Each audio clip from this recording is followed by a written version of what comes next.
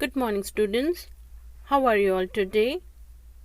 Well, children, as you know, we have already started your chapter number 15, which is some natural phenomena. So, this is the second video of this chapter. In the first video, we have discussed topics till lightning safety. In our today's video, we will be starting our learning with the heading Earthquakes. So let's continue the learning. Earthquakes nature की सबसे frightening and destructive phenomena में से एक है. जो scientific studies है earthquakes की वो अनकंट्रोलेबल है और अनप्रिडिक्टेबल है. साइंटिस्ट अब प्रिडिक्ट करने लगे हैं locations and likelihood of future earthquakes. The next heading is layers of the earth. Earth nearly spherical दिखती है शेप में. अर्थ का जो सरफेस है वो स्मूथ नहीं है. उस पर कहीं पर माउंटेन्स है, कहीं वैलीज़ है, कहीं प्लेन है, रिवर्स हैं, लेक्स हैं, ओशियंस हैं, कहीं फॉरेस्ट है तो कहीं डेजर्ट है. तो means there are variety of structure on the surface of the earth. Earth के ऊपर काफ़ी जगह अप्स हैं, काफ़ी जगह डाउन्स हैं. ये जो अप्स एंड डाउन्स हैं ये बहुत ही स्मॉल हैं as compared to the size of the earth. इस वजह से हमें जो अर्थ है वो ऑलमोस्ट स्मूथ एंड स्फेरिकल ही नज़र आती हैं. ऐसा माना जाता है कि जो प्रिमिटिव अर्थ है वो मेल्टेड हुई थी within 800 million years of its formation. The molten mass of earth then begin to reorganise itself under the influence of gravity.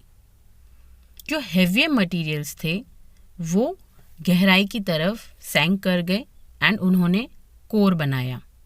And the lighter materials वो फ्लोट करते हुए ऊपर आ गए एंड उन्होंने क्रस्ट बनाया. The materials of intermediate density उन्होंने middle layer बनाया called mantle. Earthquakes occur due to disturbance deep down inside the crust. The next heading is some important terms related to the earthquake. The first term is earthquake. Relative movement of different parts of the lithosphere producing high intensity shock waves is called earthquakes. Means जो different parts हैं lithosphere के उनमें जो relative movement होता है and उनकी वजह से जो high intensity shock waves produce होती हैं वो कहलाती हैं earthquake. The second term is seismic focus. The point from where the shock waves of an earthquake originate due to sudden movement of rock is term seismic focus. वो पॉइंट जहाँ से earthquake की शॉक वेव्स ओरिजिनेट होती हैं वो point कहलाता है सिस्मिक फोकस. सिस्मिक फोकस को हम सिस्मिक ओरिजिन और हाइपोसेंटर भी बुलाते हैं. Epicentre is the next term. The point on the surface of the earth vertically above the seismic focus is called epicentre. ऐसा पॉइंट जो कि अर्थ सरफेस पर है और वो वर्टिकली अबव है सिस्मिक फोकस से वो पॉइंट कहलाता है epicentre. Next term is focal depth. The focal depth of an earthquake is the depth of the seismic focus below the earth surface. Well अर्थ के सरफेस के नीचे कितनी डेप्थ है सिस्मिक फोकस की वो कहलाती है focal depth of an earthquake. Next is seismic waves. The waves generated in the lithosphere due to sudden movement in a part of earth crust are called seismic waves or shock waves. वो waves जो generate होती है lithosphere में due to sudden movement in a part of earth crust के किसी भी part में sudden movement की वजह से जो waves generate होती है lithosphere में वो waves कहलाती हैं seismic waves और shock waves. Next topic is seismograph. Earthquake की वजह से जो सिस्मिक वेव जनरेट होती हैं उनकी इंटेंसिटी को जो इंस्ट्रूमेंट डिटेक्ट एंड रिकॉर्ड करता है वो कहलाता है सिस्मोग्राफ और seismometer. The graphical record of the intensity of seismic waves is called seismograms. The next term is Richter scale. Richter scale is used to describe the magnitude of an earthquake. Earthquake के magnitude को describe करने के लिए रिchter scale काम में लिया जाता है. Our next heading is Where do earthquakes occur? Earthquakes कहाँ पर होते हैं? अर्थ की जो आउटर लेयर है वो बनी हुई होती है बहुत सारी large and irregular shape plate से. ये जो प्लेट हैं ये स्लाइड करती हैं एक दूसरे के ऊपर. ज़्यादातर अर्थक्वेक्स जो हैं वो आते हैं at the boundaries where the plates meet. Earthquakes can also occur within the plates. Now the next heading is causes of earthquakes. जो मेन कॉजेज हैं अर्थक्वेक के वो हैं volcanic eruption, man made explosion, dislocation of the crust and movements of the tectonic plates. Let's understand all these causes of earthquakes one by one. So the first one is volcanic eruption. Gushing out of molten rocks and hot gases under high pressure through a hole in the earth crust is called a volcano. Earth crust के whole में से जब molten rocks and hot gases तेजी से बाहर निकलते हैं under high pressure तो वो कहलाता है वॉल्केनो. जो एनर्जी रिलीज होती है वॉल्केनिक इरप्शन में उसकी वजह से क्रस्ट में वाइब्रेशंस होते हैं. ये जो वाइब्रेशन है ये कॉज करते हैं earthquakes in that area. Such earthquakes occur at the time of eruption और before it. The next cause of earthquake is man made explosion. Deep underground mining या फिर blasting of rocks using dynamite, nuclear explosion ये cause करते हैं बहुत ही powerful vibrations को. And ये जो वाइब्रेशंस हैं ये फिर उस एरिया में कॉज करते हैं अर्थक्वेक्स को. The next cause is dislocation of the crust. जो सबसे डिस्ट्रक्टिव अर्थक्वेक्स आते हैं उनका रीज़न होता है dislocation of the crust called faults. Crust first bend होगा देन वो ब्रेक करेगा, उसके बाद में सेटल होगा एक न्यू पोजीशन में. During the process of breaking vibrations are produced. ये जो वाइब्रेशंस हैं ये हैं सिस्मिक वेव्स. ये जो सिस्मिक वेव्स हैं ये ट्रैवल करती हैं outward along the surface and through the earth at varying speeds. ये सिस्मिक वेव्स देन कॉज करती हैं अर्थक्वेक्स को. The next cause of the earthquake is movement of the tectonic plates. ऐसा माना जाता है कि जो लिथोस्फीयर है वो बना हुआ है 12 प्लेट से जो कि फ्लोट कर रही हैं over the molten magma in the mantle. Most earthquakes occur at the boundaries where the plates meet. ज़्यादातर जो अर्थक्वेक्स हैं वो उन बाउंड्रीज पे आते हैं जहाँ पे ये प्लेट्स एक दूसरे से जुड़ती हैं. These boundaries are the location of considerable geographical activities. For example, the molten mass rises up at these points, pushing the two plates apart. This release of energy causes earthquakes. Means जो molten मास है वो इस point पर rise होता है, ऊपर की तरफ उठता है और उसकी वजह से जो प्लेट्स हैं उनको वो एक दूसरे से दूर करता है और इसमें रिलीज होती है एनर्जी. एंड वो जो एनर्जी रिलीज हो रही है वो कॉज करती है अर्थक्वेक्स को. जब दो प्लेट्स एक दूसरे के ऊपर स्लाइड करती है तो उसकी वजह से भी लिथोस्फीयर में एक सडन चेंज आता है एंड जनरेट होता है earthquake at shallow depths. The next topic is the magnitude of an earthquake.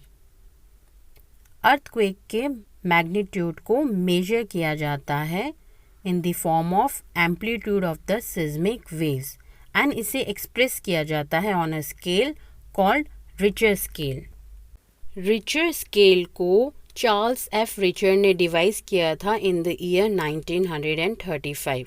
Richter scale best known scale है for measuring the magnitude of earthquake. ऐसे अर्थक्वेक्स जिनकी वैल्यू 0 to 3 आती है on Richter scale उन्हें consider किया जाता है mild and ये कोई डैमेज कॉज नहीं करते हैं.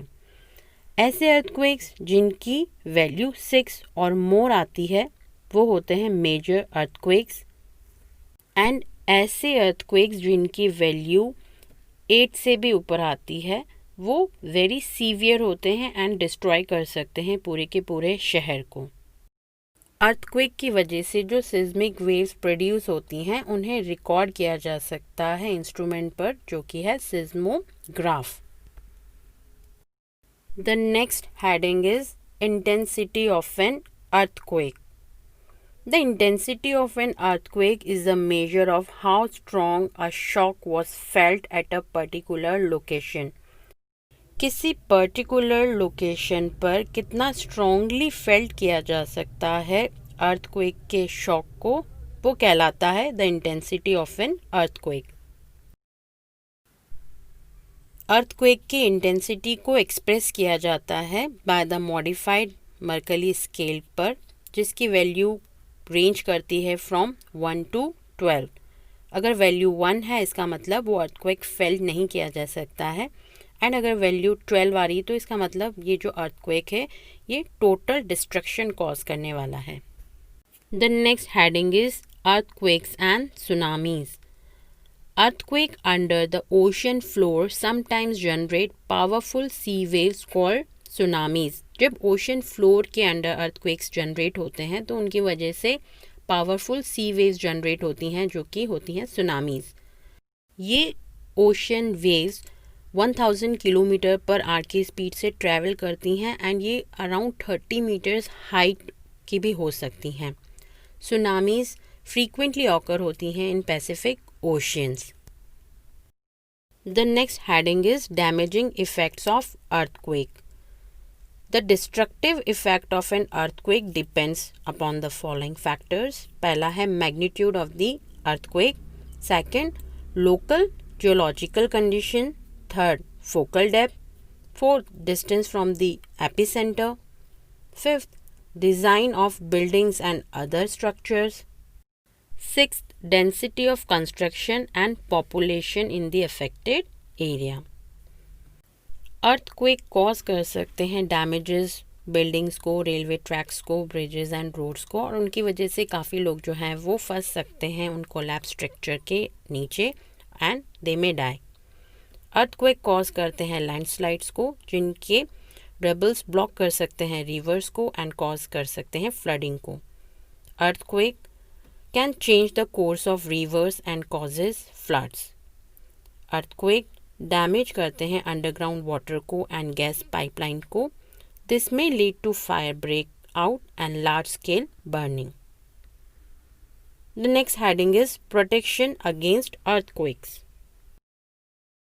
वेल, अर्थक्वेक के ऑकरेंस को प्रेडिक्ट नहीं किया जा सकता है, इसलिए हमें रेडी रहना चाहिए ऐसी सिचुएशन को किसी भी समय फेस करने के लिए। So what protection we should take before the occurrence of earthquake? While getting your house constructed, ensure that it is earthquake safe. घर की कंस्ट्रक्शन के दौरान हमें ये ध्यान रखना चाहिए कि ये earthquake safe होना चाहिए। The fire fighting equipment should be in ready to use condition. Highly seismic areas में हैवी कंस्ट्रक्शन मटेरियल के यूज़ को अवॉइड करना चाहिए।